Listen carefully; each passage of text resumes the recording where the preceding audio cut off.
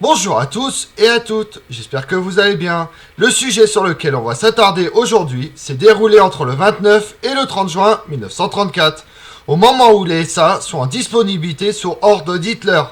Ernst Röhm, leur commandant, et son état-major se reposent dans une station thermale au sud de Munich. Mais c'est sans se douter qu'un complot est en train de se former contre eux de la part des SS. Vous voulez en savoir plus sur la nuit des longs couteaux? Venez avec moi.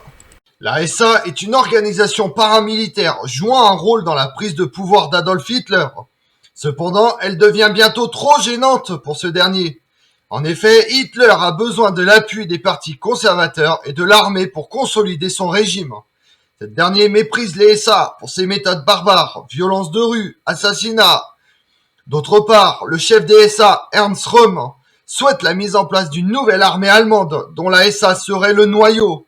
Il souhaite également poursuivre la révolution du national-socialisme en appliquant de grandes réformes sociales. Après un temps d'hésitation, Ernst Röhm est un ami proche d'Hitler. Hitler décide qu'il est temps de supprimer son ami Ernst Röhm et de neutraliser la SA une bonne fois pour toutes. Le 28 juin, journée commémorative du funeste traité de Versailles de 1919, les officiers de la Reichswehr, l'armée allemande, sont placés en état d'alerte afin de contrer un éventuel putsch des SA.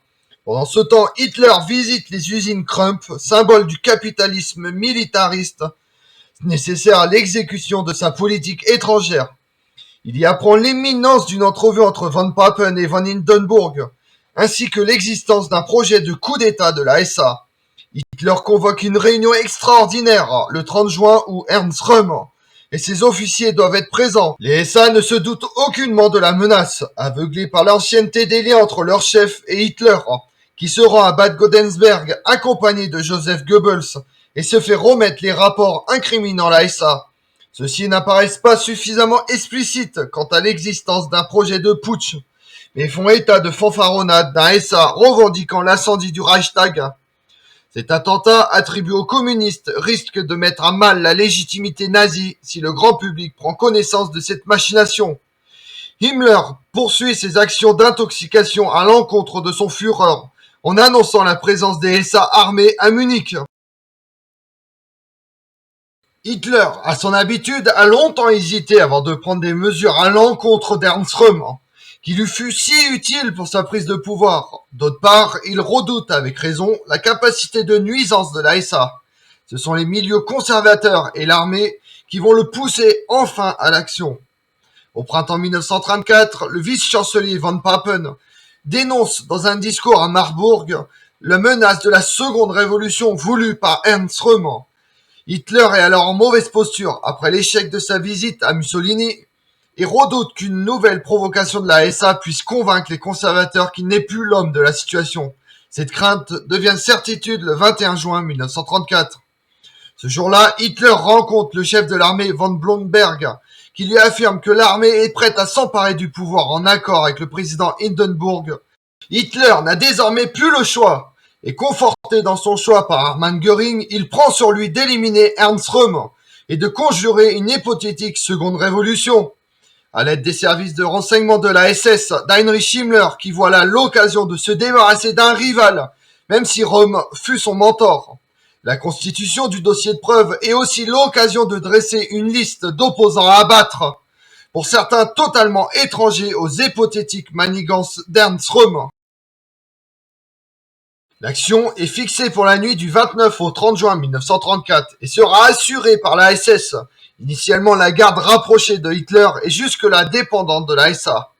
Une réunion des responsables SA prévue à Bad Wessess, à 50 km de Munich, sera l'occasion de décapiter la milice. Lorsqu'Hitler arrive dans la capitale bavaroise le lendemain, il fait preuve d'une détermination sans faille. Faisant irruption dans les suites des chefs SA encore endormis par les excès alcooliques de la veille, il les fait mettre aux arrêts par des SS. Ernst Röhm lui-même n'échappe pas à ce réveil brutal. Comme ces hommes, il connaît le sort qui lui est réservé. Refusant le suicide qu'on lui propose, il est exécuté le lendemain. Avec lui, ce sont près d'une centaine de personnes qui vont disparaître. Des SA bien sûr, mais aussi des opposants politiques divers, de l'ancien chancelier et général von Schleicher à Georg Strasser, tenant du nazisme de gauche. Les hommes fidèles à Hitler ont frappé autant en Bavière que dans le reste du pays, notamment à Berlin, où Hermann Göring a fait preuve d'un zèle à toute épreuve. Avec la nuit des longs couteaux, le chancelier allemand parvient à décapiter la SA, qui ne sera bientôt plus qu'un instrument docile entre ses mains. Rassurant de nombreux Allemands inquiets de l'agitation perpétuelle entretenue par les chemises brunes, elle permet aussi à Hitler de retrouver la confiance des milieux d'affaires et de l'armée. Cette dernière ne tardera d'ailleurs pas à s'aligner servilement sur le régime à l'occasion de la mort du président Paul von Hindenburg. Les militaires ne soulèvent pas d'objection lorsqu'Hitler propose de cumuler les fonctions de chancelier et de président, ce qui est confirmé par le plébiscite du 19 août accordant les pleins pouvoirs à Adolf Hitler, qui est nommé Führer du Troisième Reich. Mais la victoire de l'armée de métier sur la milice du parti est trompeuse, car les SS d'Heinrich Himmler, maintenant débarrassés des SA, deviennent une menace encore plus grande pour les institutions allemandes, chose impossible pour les SA désordonnés d'Ernst Röhm. Et pendant ce temps-là, dans le monde, le 12 et le 14 février 1934, on voit le déclenchement de la guerre civile autrichienne. Pendant quelques jours, des escarmouches opposent les forces socialistes à celles conservatrices et fascistes. Le 31 mars, Mussolini signe un accord secret avec les monarchistes espagnols pour l'envoi d'armes et d'argent aux nationalistes en vue du renversement de la République espagnole. Le 6 octobre 1934, une insurrection syndicaliste aux Asturies a lieu. Un gouvernement révolutionnaire est mis en place pendant 15 jours. Le 19 octobre, la répression dirigée par le général Francisco Franco et la Légion espagnole est féroce.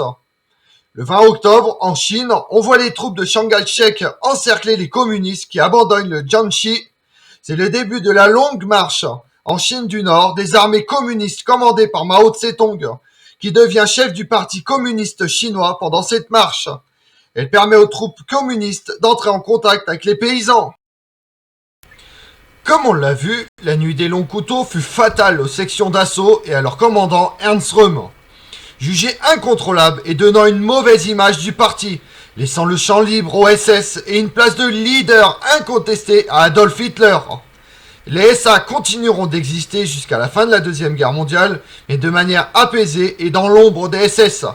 Je vous remercie d'avoir suivi cette vidéo en ma compagnie. Si vous voulez connaître mes autres vidéos, retrouvez-moi sur ma chaîne YouTube Tout sur l'Histoire avec Damien et sur les réseaux sociaux Twitter et Instagram Histoire Damien.